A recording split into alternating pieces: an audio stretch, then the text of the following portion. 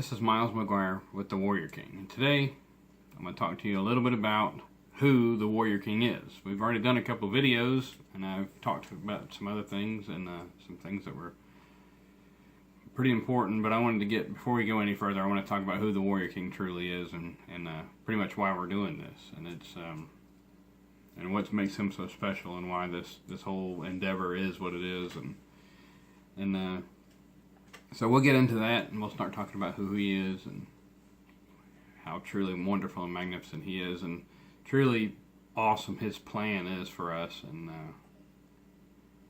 it's hopefully you'll get something out of this, because we're gonna do some more, quite a few more of these. So here we go. And so who is the Warrior King? He is the creator of all life. There is no words I can use to describe him other than that, because there are just no words capable of describing him. He is just incredible. But he is our Father and our Master.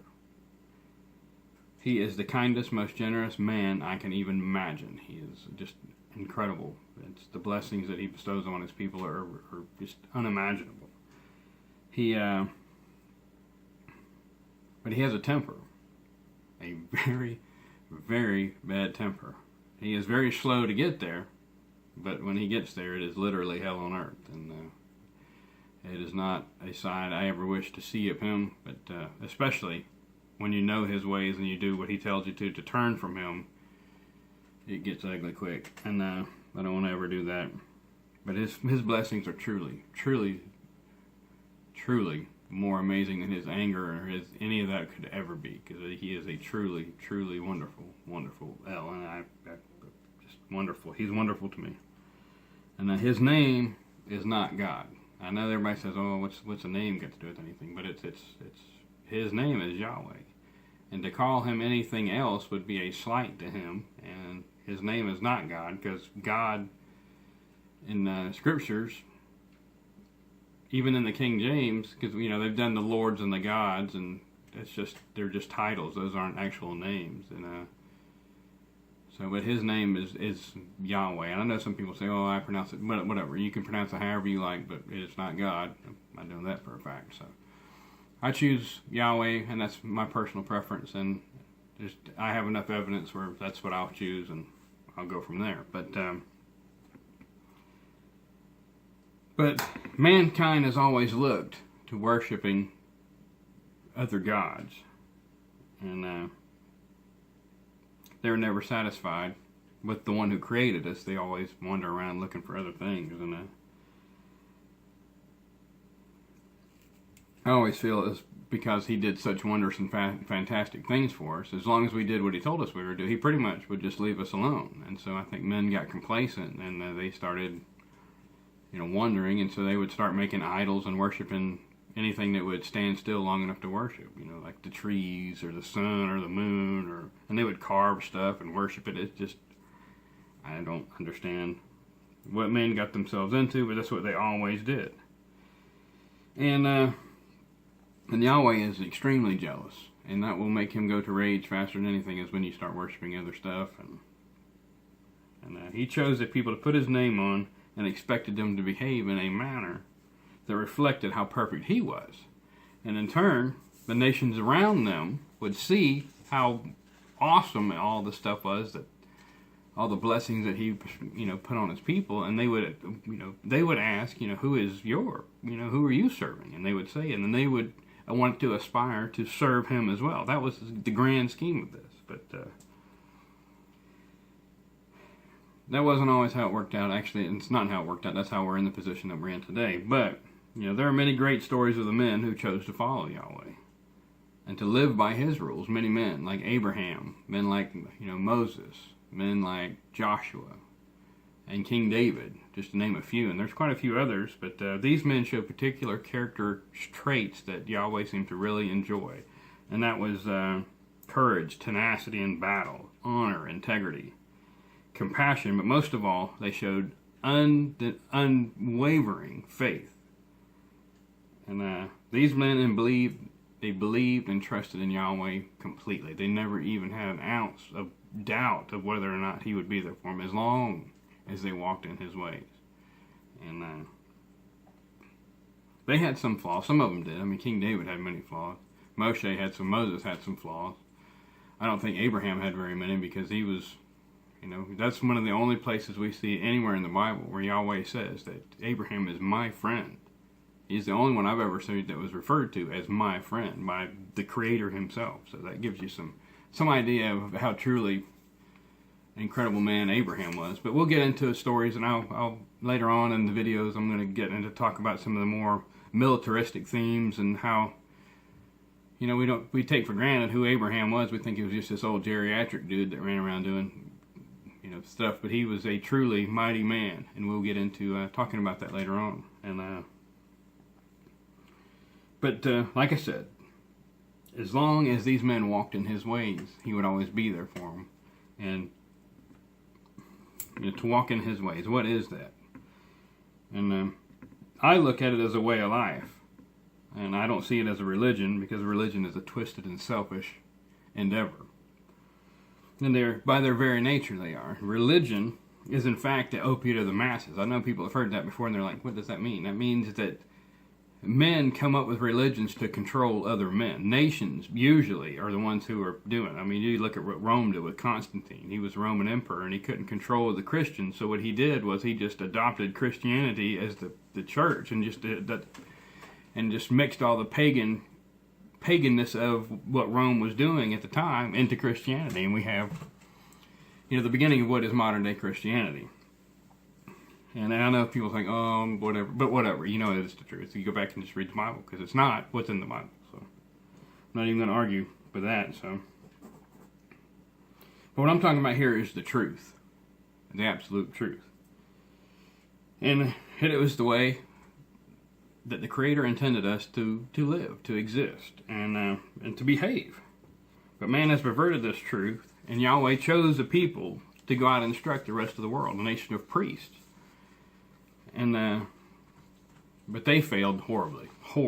And so, but he reassures us that in the end days he will recall those people, and again he will summon them from the four corners of the earth, and they will rise again to do his bidding. And I believe in the very near future there's going to be a major event, and he's going to return to earth, and he's going to collect his people. He's going to send his son. That's what he says. And his son is going to collect his folks, but they will be his people. And he will establish his new kingdom on the earth. And it will be very similar to what the Israelites did the last time they went into the promised land, because we will return to the promised land. I mean, that's what he says in the scriptures. We go back home. And the events will unfold eerily similar to the way they did when they came out of Egypt the first time, and the Israelites came out of Egypt and they went into the land.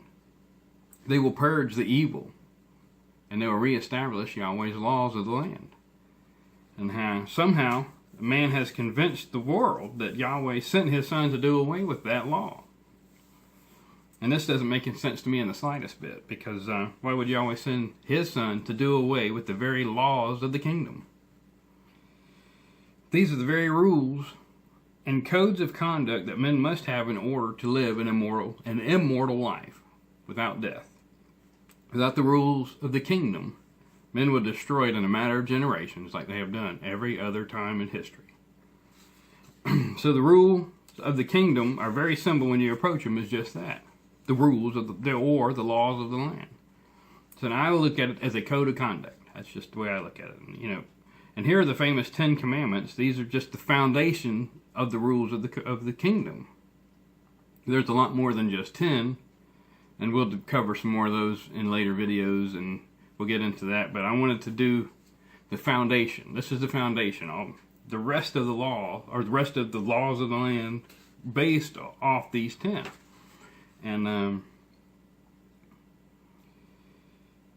And this is for those of you that want to join to the kingdom of Yahweh when he returns. And if you don't want to do that, you might as well just shut the video off now, because you're going to waste your time, and I don't want to do that. And you don't want to hear any of this anyway, so go on with it.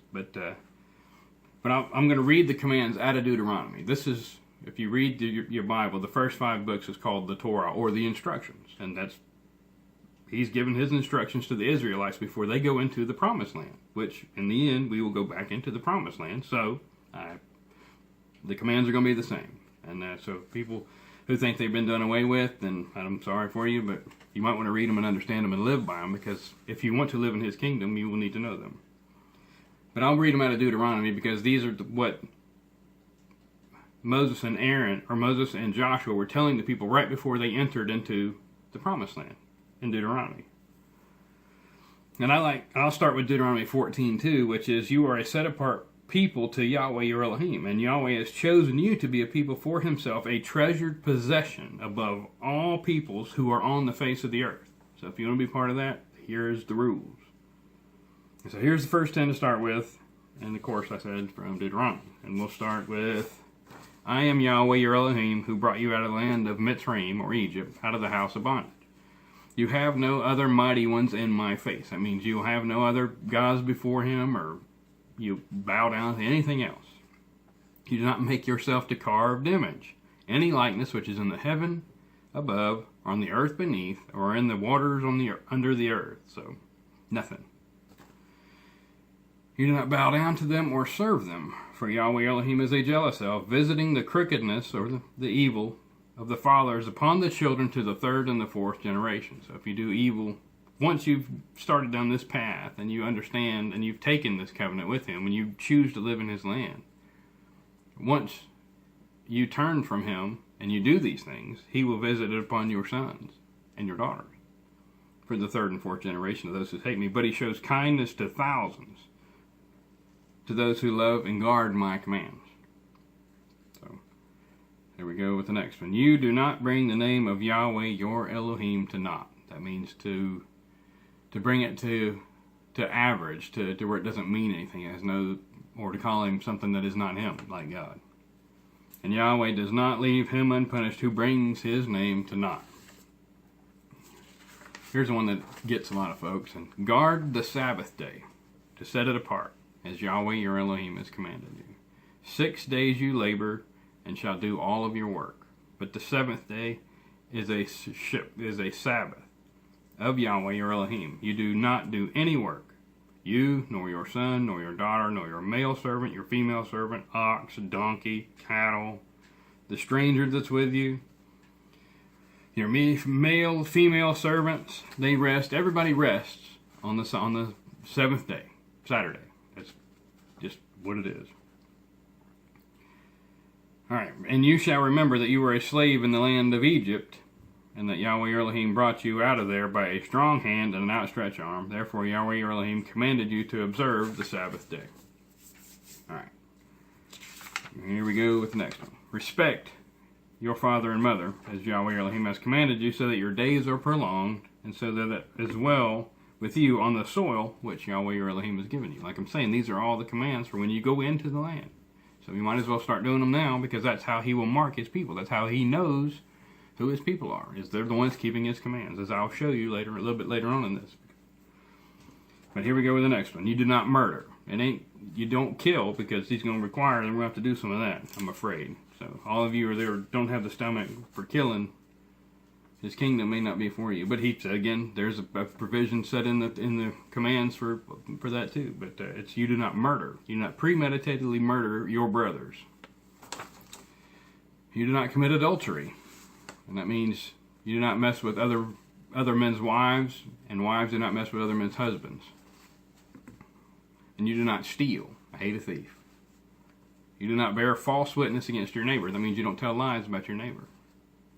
You do not covet your neighbor's wife, nor do you desire your neighbor's house, his field, his servants, his ox, donkeys, or whatever belongs to him. And those are hard, right? That's the 10 commands. I mean, I don't know which ones people have so much hard time keeping the commands. They said, oh, nobody can keep them. Which one? Which one is so difficult that that's a breaker? But none of them, as far as I know. I didn't break any of those today. Not a single one. Alright, so we'll get into the ones that most people have a problem with, and that's the food. And it's to not eat anything that's an abomination. I don't know if you know what an abomination is, but that's something that the Almighty just He loathes it, He despises it. So that's the lowest of the low. And Deuteronomy 14:3 says, do not eat whatever is abominable. Alright, here we go. We're going to read, I'll get into some of those. Here we go with Deuteronomy 14:4. These are living creatures which you do eat: ox, sheep, and goat, deer, gazelle, roebuck, wild goat, mountain goat, antelope, mountain sheep, and every beast that has a split hoof divided into two.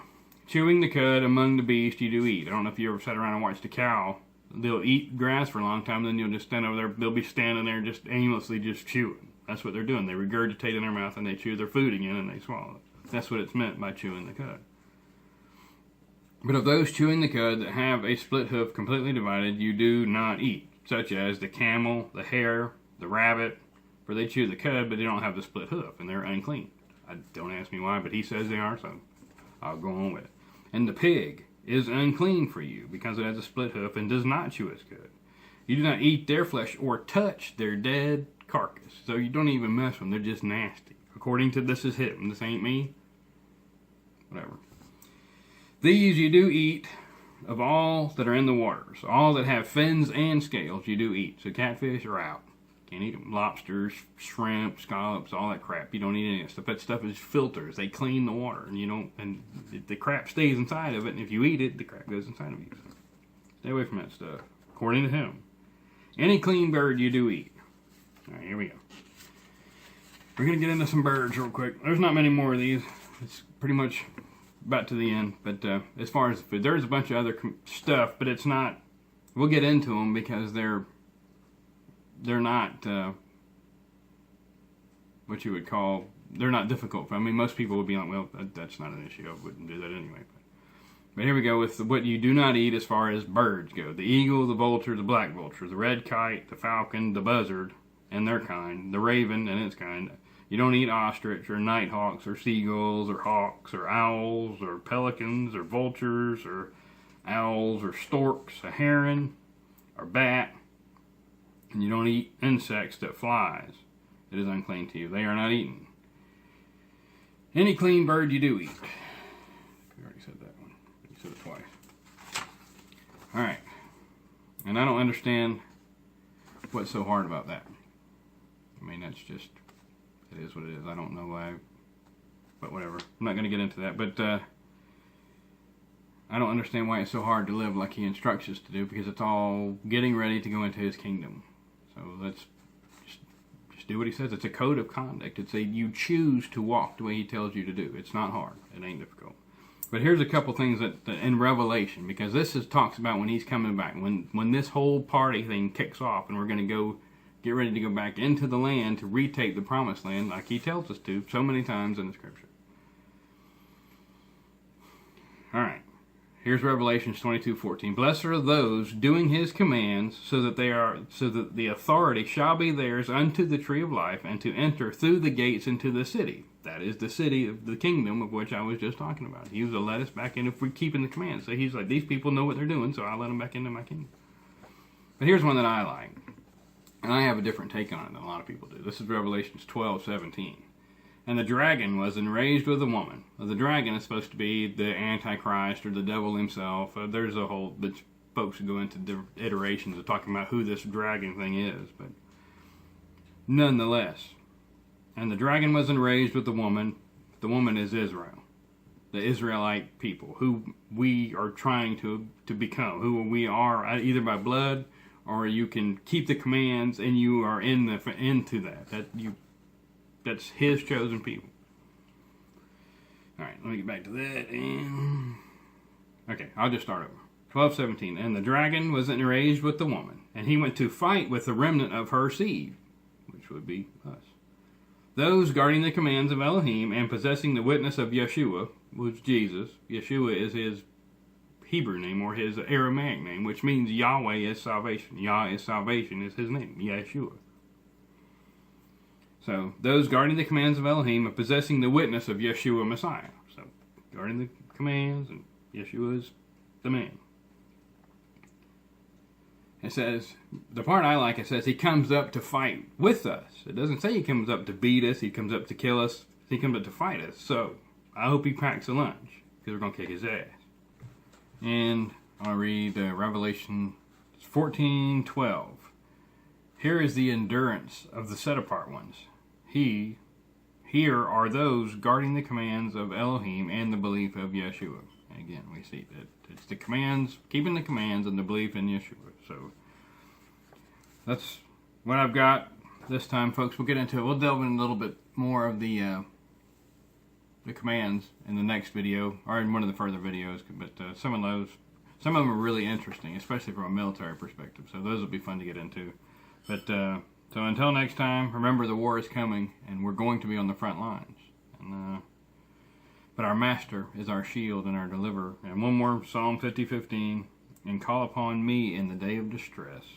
Let me rescue you, and you esteem me. So we will esteem him in the end. So good day, and Yahweh bless you.